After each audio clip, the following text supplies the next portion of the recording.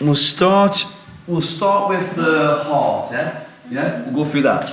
All right, so if we're talking about the heart, what we've got to be sort of clear on are the different areas and how they interlink. We've got to be able to label it, okay? So if we think about the connection between the lungs and the heart and the body, we've got like a double pump system, yeah? So what happens is, deoxygenated blood goes to the lungs to pick up more oxygen and to get rid of carbon dioxide, right? So it needs oxygen, or it needs oxygen around the body for respiration, yeah? So all of the cells around the body need oxygen for respiration. And if they don't get that, they die. So, you know, sorry? Yeah, definitely. Just a paper, look back. Is it free paper or is it paper? Alright, so that moves around in the blood, and then the blood's taken back to the heart, and the heart pumps that deoxygenated blood up to the lungs, where the oxygen's going to fill it back up, okay? So you've got to sort of be aware of that arrangement of what's going on there.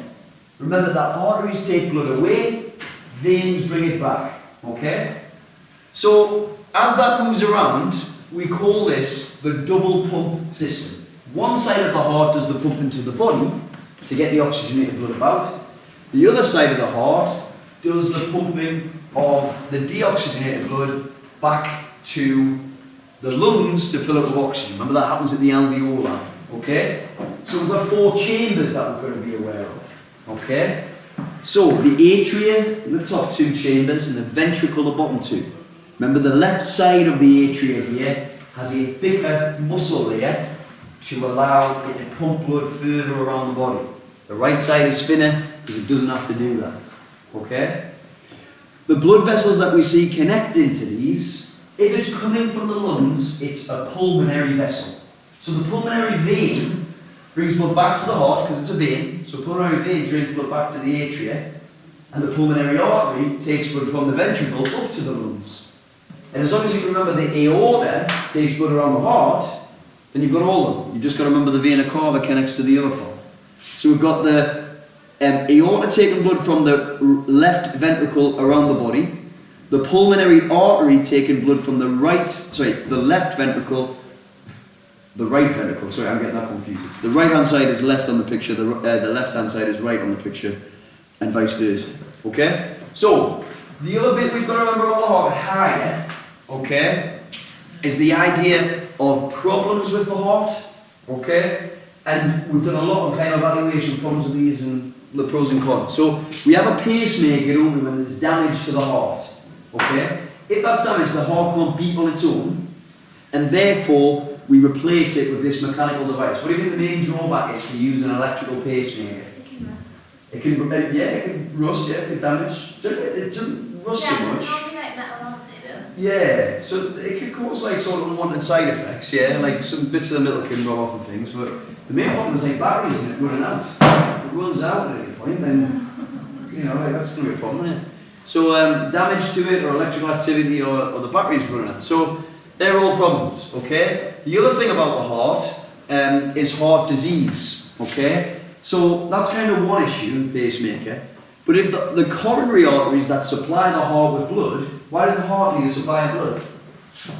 It's a muscle, right? It needs oxygen for respiration, otherwise it'll die. So if it doesn't get that oxygen, it will have a heart attack. So heart disease, which is cholesterol building up in these coronary arteries, can lead to a heart attack, right? So we can improve problems there by putting in a stent, which is like a wire mesh that widens the artery, or we can do any of these 3 things. We can use an artificial heart, and that's generally done temporarily while we're waiting for a donor, or we can do a heart transplant, or we can have mechanical valves if we get leaky valve syndrome, okay? So there's all sorts of pros and cons, okay? Artificial is short term, you've got to be in the hospital, a bit like the questions we've been seeing. Heart transplant, we can have an immune response, you have to wait for a donor, there's immunosuppressant drugs, and we're seeing very similar patterns and all this stuff. Same with kidney transplant. The mechanical valves, when they're fitted, work, but sometimes can run out or malfunction. And biovalves, people might not want them for like religious reasons, so they might not want a valve for a pig or something like that. Okay? Alright, that's everything pretty much I can say about the heart. So I've put that one off. Okay? So next bit we'll say the immune system. Okay?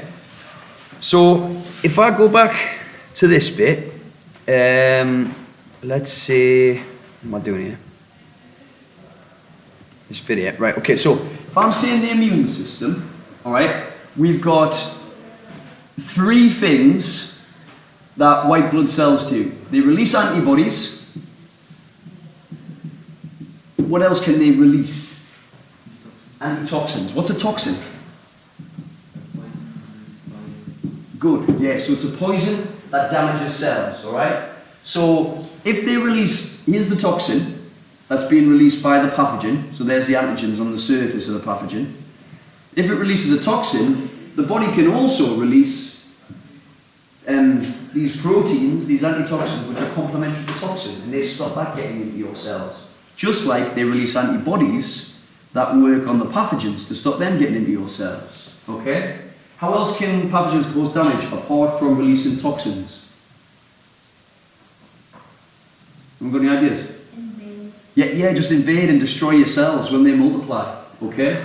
So there are 2 things we can do, but also we get phagocytosis, which is where cells gobble up pathogens which generally have been covered in antibodies.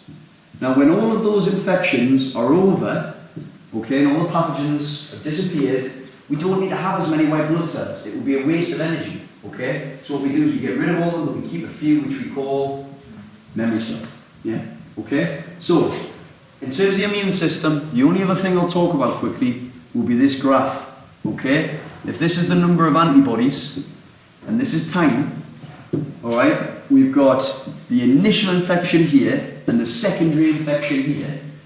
When we have the initial infection, we produce a really small number of antibodies, and it takes quite a long period of time. When we have the second infection, it takes a lot less time to produce a lot more antibodies, so it's more rapid. So we sometimes mimic that in vaccination. How might we vaccinate somebody? What might we actually inject them? Not like a weakened dose. A weakened dose, yeah. A weakened virus, maybe it's just the antigen, or maybe a kind of attenuated strain, something that's not being used, alright? So that's, quite briefly, the kind of harder stuff in the immune system. Has anyone got any other aspects or other bits that we want us to talk about? Don't think there's anything else really. The other stuff is like antibiotics and tests and all that kind of thing. Right, let's have a quick talk about homeostasis for a sec, because that links into the kidneys, right? So, what's the definition of homeostasis?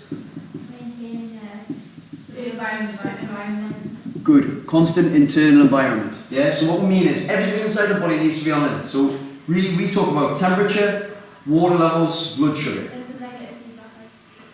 Negative feedback is how it works, yeah. So if we took body temperature, which is 37.2 degrees, right? Your temperature goes up because you're too hot. Your body works, initiates mechanism. Big what, sorry? Vasoconstriction, yeah, that cools you down. Alright, I'm sorry, vasoconstriction warms you up, isn't it? Vasodilation cools you down because the blood moves towards the skin. So that is negative feedback. That goes above, and then negative feedback brings it back down to normal. But then if you get really cold, okay, your body works by negative feedback to bring it back up. Vasoconstriction happens, you shiver, and that releases heat, okay? So they're mechanisms to maintain your body temperature. The other thing we've got to remember is blood sugar, okay? We didn't do that long ago, and that's controlled by hormones, okay? So your blood sugar level sits at about 90 milligrams per mil, okay? What organ is it that controls your blood sugar? The pancreas. So when your blood sugar goes up because you eat something, the pancreas releases insulin. And insulin causes glucose to be stored as glycogen. And where is that stored? Good. The liver. In the liver, yeah. Okay, so because it's being stored as glycogen in the liver, your blood glucose goes down. Okay? Quick note on that, and I can imagine this being a question. Here's the blood glucose, here's some sugar, right? And here are the cells where we have the sugar, okay, stored as glycogen. If blood glucose is high here and low here, it diffuses in. But once it diffuses in, if it changes into glycogen, that maintains that gradient, so it keeps diffusing in. If the sugar just stayed in the cells in the liver as sugar, eventually you would reach an equilibrium and nothing would move out. So that wouldn't help you. Okay? So we store the glycogen to bring down the amount of glucose in the blood. Okay? Why is it a bad idea for blood glucose to be really high? High blood pressure, because water will move in by osmosis. It's very concentrated. So if your blood glucose is really low, your pancreas again releases glucagon, and glucagon breaks down glycogen into glucose, glycogen breakdown. And that obviously releases glucose, which will diffuse into the blood and increase the blood sugar. If you don't have enough glucose, why is that bad? Energy for respiration. So pancreas releases the glucagon, then what does the glucagon do? Break down the... And glucagon breaks down the glycogen in the liver to increase the blood sugar. So those two hormones that are released by the pancreas, okay, those hormones travel in the blood to where they're needed. So the pancreas is a gland that releases these hormones in the blood. So it's long-lasting, but it's slow to act. Yeah? The other hormones we need to remember, okay, aside from insulin and glucagon, thyroxine. Oh, we don't do LH and FSH. Yeah.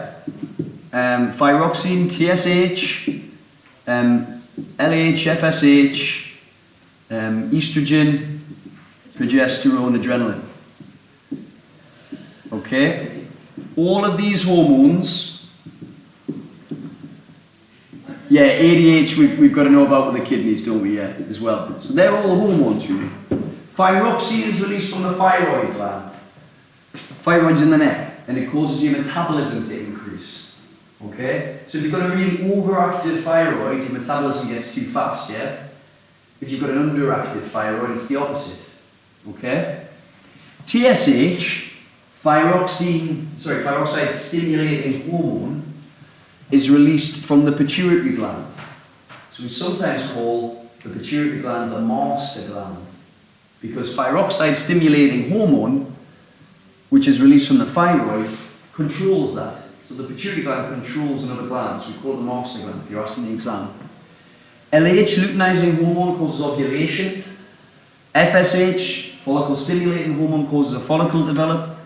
Estrogen causes the lining of your uterus, your womb to thicken. Alright? Progesterone maintains the lining after you get pregnant. Adrenaline causes your metabolism to increase, it causes blood sugar to release and your heart rate to increase. What does ADH do? Good, yeah, it causes water to move out of the kidneys and back into the body.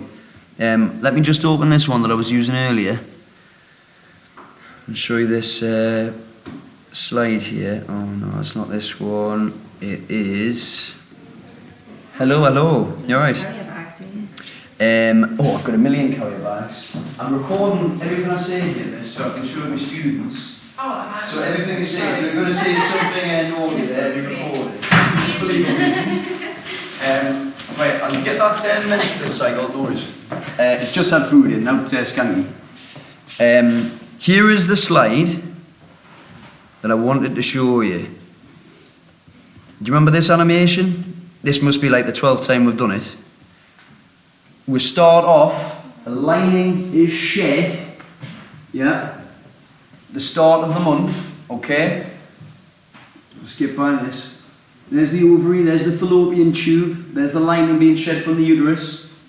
So what happens at the start, there's no lining, the pituitary gland releases FSH, and that causes a follicle to be released. What's a follicle? I say released, developed. It's the bit around the egg, and that's confusing. So if I show you the egg here, alright, so inside what we've got there is an egg, but then what happens is, as follicle stimulating hormones released, that causes the follicle to get bigger around the outside of the egg. So it's like cells around the outside of the egg that are developing around it, like a outer casing, if you like. Okay? And as it gets bigger, it's the follicle that releases estrogen, and that starts to work back on the brain as negative feedback. So when it gets really high, it tells the brain to stop releasing FSH. Why do you not want too much FSH? Why would that be bad? you might get another follicle developing, yeah, you wouldn't want that, you want to give that one a chance, but also the follicle might get enormous, right? So, what happens there is the estrogen stops that, okay, and once that happens, remember the estrogen's been causing the lining to thicken, and that's what we want because the egg's going to implant in it, okay? But then once that happens, and there's no more FSH, that spike in estrogen causes the release of LH, which leads to ovulation. And we saw the follicle burst here. That happens because of LH, luteinizing hormone, causes ovulation. So the egg, once it's ovulated, okay, leaves the ovary and moves up the fallopian tube, where it's going to reach the uterus. Now, what was the follicle changes into this called a yellow body, okay, but you can just call it an empty follicle. The empty follicle stays there and releases this hormone, progesterone.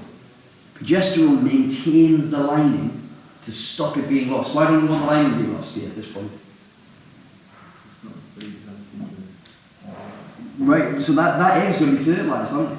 So if we lose the lining, the egg's got no blood, it's got no nutrients, so it's got nothing to embed into, okay? It's nutrients and glucose for respiration, right?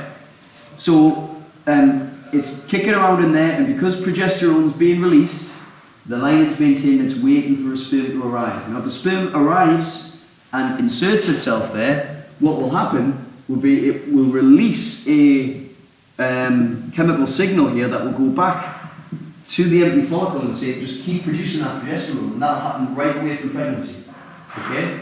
But if the egg becomes, doesn't get fertilized, okay, it gets shed. So the lack of the sperm and that chemical causes that to disappear, and then the lining gets shed and the egg's lost, okay? Right, aside from ADH, which we'll talk about the kidneys, that's all the stuff on homeostasis and hormones I think that we possibly talk about, okay? So, let's talk kidney for a second, okay? What does the kidney do? What's its job? What's the kidney's role? Filtration. Good answer, okay? It manipulates the concentration of your urine. I'm really bad drinking water, I don't drink enough. But if you do not drink enough urine, don't do that, not drink enough water, the urine becomes really concentrated, right? Because you have to let go of the urea. And that stuff is made when we break down amino acids in our liver, okay? That poison, that urea that's formed from that process needs to be excreted. So you're making urine either way, but it's either going to be really concentrated if we want to maintain our water levels, or it's going to be really dilute if we've got too much. Remember I told you that story about the woman who was going for the Nintendo Wii? She had that brain blister, remember that? Yeah, she drank too much water too quick.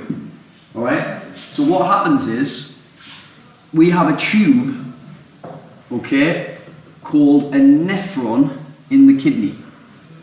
Alright? So this is the tube where the urine's being made, okay? And we have a blood vessel. Here's the blood vessel here that sort of like wraps its way around it and reabsorbs stuff that we want to take back into the blood, okay? So the blood is filtered into the tube, into the nephron, okay? Fundamentally, all we've got to sort of know here is that the blood works its way around, and out of the filtrate, the urine, works its way around the tube here. This is the nephron. And what happens is, all of the salt and the glucose and most of the water is reabsorbed, making the urine really concentrated, okay? When it gets to this point, where it's going to head down towards the bladder, down the urethra, and then it's going to be released as urine, we've got a sort of final chance to reabsorb any last amounts of water if we need them. Now the only way the water can get out is if we put these water channels in, which are called aquaporins, and they come about as a result of the release of ADH from the pituitary gland. What happens is, if our body detects that our water levels are really, really low and concentrated, okay, it releases ADH from the pituitary gland, because the pituitary gland detects that in your blood. The ADH causes these proteins, these channels, to be inserted in the membrane, and water moves out by osmosis. There's lots of water in the filtrate, so all that happens is that water leaves. And if there are no channel proteins, because we haven't had any ADH, these channel proteins disappear, and none of the water is reabsorbed, so it stays in the nephron, it's lost. So it's a bit like a tap that's always switched on. If we leave it switched on, then we release lots and lots of water in the urine. But if we release ADH and we turn the tap off, then that means the water stops being released in the urine and the urine becomes very, very much concentrated. Yeah? Yeah. Okay. Yeah. You can just call it water charge. The aquaporin is in a term that it's just like when we did the PowerPoint when we walked through it. At A level you'd say aquaporin, but it's just a water chunk. Okay? Right. Like, is there any part of that needs explaining further? Do you think that's enough to just go away and move out a little bit? Alright then. Dialysis is something that happens when you get kidney failure. So when we can't filter our own blood, when it doesn't work anymore, we undergo dialysis, which is basically where a machine does the job of the kidney. You have to do that like sort of twice a day. That's going to plug yourself into it. And it cleans your blood and filters your blood. Okay? Alright. So we'll quickly talk about the stomata. Is that just a joke that you actually want to talk about? No, I need to do active science. You need to do active science. Reflexes, yeah. So, what the best way to talk about this is a cross-section of a leaf. So, here's a leaf, and on the surface, not the best way I'm showing you, here's the surface, here's the waxy cuticle.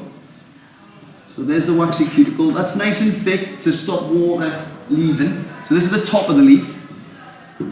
Underneath we have the palisade cells, and that's where photosynthesis happens. Okay, because light's arriving, strikes the top of the leaf, strikes the palisade cell, and photosynthesis takes place. Okay, so there's chloroplasts in the palisade cells, yeah? And then underneath that we've got mesophyll cells and air spaces. We've got vascular tissue where the xylem and the phloem are. Xylem moves water from the roots of the plant. Phloem takes the sugar that's made in photosynthesis and takes it down the plant. What do we call that process? Translocation. Yeah. Alright, and then at the bottom of the leaf, on the underside, the non-waxy bit, we've got these guard cells. And these guard cells form these gaps called the stomata. So if we think about what we need for photosynthesis to happen here, the light strikes the leaf, but we also need, what two things? Good. Water and carbon dioxide. Water is coming from the xylem. So that'll move by osmosis up the tube through transpiration, and then it's going to move by osmosis into those cells for that to take place. The carbon dioxide is going to move by diffusion through the stomata, through the air spaces, into the palisade cells where that will take place. The oxygen produced in photosynthesis will also move by diffusion out of the palisade cells, across the air spaces, out of the stomata. Okay? The stomata close at night. Why is that? There's no water. Because there's no water. There's no light. Yeah. There's no light. So there's no point in them being open because you can put as much carbon dioxide in. There's no light, there's no photosynthesis. But what will happen if the stomata are open? It will release water, which will dehydrate the plant. So there's no point in doing that. The plant can't get up and run out and drink water when it wants, yeah? It's got to be very careful about how much water it loses. Okay? Right. So that's the stomata. Alright, enzymes are active sites and then reflexes. Alright, okay, so enzymes are pretty fundamental to everything. So we think photosynthesis, if we think respiration, they're both processes that require enzymes. They lower the activation energy, I'm thinking more like what a chemistry hat on here, and that speeds up the reaction. So therefore they act as a biological catalyst. They speed up reactions so they happen faster. Okay? You don't need as much energy for the reaction to take place. The active site is the bit of the enzyme where the reactant, the substrate, fits in. Okay? What's an enzyme made of? Proteins. So it's made of proteins. So proteins are made of amino acids. So the enzyme shape is determined by the bonds in the protein. So they have different bonds, it gives you a different shape. The active site is complementary to the shape of the substrate.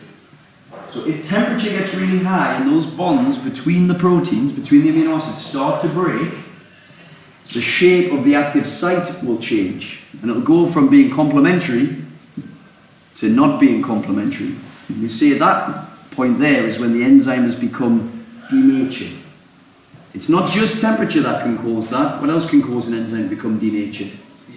pH. At extreme pHs, the charge from all the protons, the H pluses, will affect the bonds in the enzyme as well. Is there anything at all that you need me to clarify here? No. Sure that's alright? Yeah. Yeah? Alright, so in that case then, if I was to draw this graph of the rate of reaction, and it looked like that, this is rate of reaction, here is temperature. 3 parts to explain. What's happening here? It's temperature increases, the rate of reaction decreases. Why? Because there's more energy for the reaction. What type of energy? There's more heat energy and that leads to more kinetic energy, the vibrate more. What's happening here? It's a peak. It's at a peak. What do we say in terms of reaction, rate of reaction? Means we know optimum. It's at an optimum rate of reaction. That's the fastest it can go. And then down here, the enzyme is denatured, so the rate of reaction drops suddenly. Because suddenly lots of the enzymes are changing. Okay? Alright then. So reflexes. Why is a reflex important? They're quick. Yeah? That's not why they're important though. Stop your body then. Yeah. To prevent damage, prevent and increase survival. They're automatic. They happen without us thinking. But we can modulate them. So if we need to, if we know that we're going to touch a hot plate, and we need to be able to change that reaction so we don't drop the hot plate and still beans all over our kitchen floor, our brain can override our reflexes. Okay? Reflexes are made up of 3 types of neuron. A sensory neuron, a relay neuron, and a motor neuron. The sensory neuron is connected to a receptor. A receptor detects a stimulus. What's a stimulus? Change in the environment. Yeah, okay. The sensory neuron then sends an impulse, an electrical impulse, down the sensory neuron. It crosses a synapse here, synapse, and then it enters a relay neuron. The relay neuron then takes it to the appropriate motor neuron, across a synapse, moves down the motor neuron, and then it reaches this synapse here, where it will reach an effector. And the effector brings about the response. Okay? The effector is usually a muscle or a gland. It's always a muscle or a gland. Okay? So it's either you release a hormone, like adrenaline, or you move out of the way. So you touch somebody, you move your arm. So remember, this relay neuron coordinates where that impulse is going. If I touch the desk and I move my leg, that wouldn't be very useful. So it has to connect up the appropriate things. Remember I showed you that telephone board, the organisation. So what we'll see here will be, that's the worst one I've ever drawn, a vertebrae of the spine often in these diagrams, like that. It's a little bit better, not much. Alright? So if we're inside the spinal cord, we're part of the central nervous system. The brain and the spinal cord are in the central nervous system. Everything outside of that is in the peripheral nervous system. Okay? And you can see where those nerves are on those junctions. Is there anything else you want to ask about that, Joe? If you remember the required practical that was associated with this was the reaction times in the room. Okay? Right. Any other topics? I mean, there we've covered most of the stuff I was going to go through anyway. Right. I'm going to stop the video then.